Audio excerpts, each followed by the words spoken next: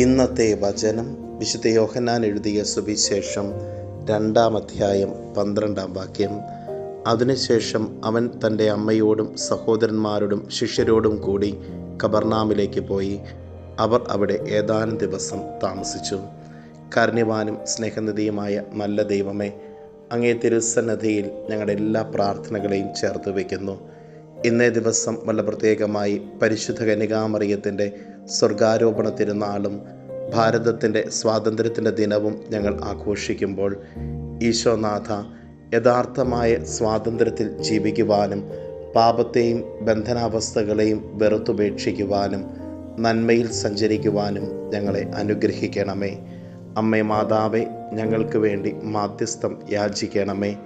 നമ്മുടെ കർത്താവ് ഈശോ മിശിഹായുടെ കൃപയും പിതാവായ ദൈവത്തിൻ്റെ സ്നേഹവും പരിശുദ്ധാത്മാവിൻ്റെ സഹവാസവും നാം എല്ലാവരോടും കൂടെ ഉണ്ടായിരിക്കട്ടെ, ഇപ്പോഴും എപ്പോഴും എന്നേക്കും. ആമേൻ.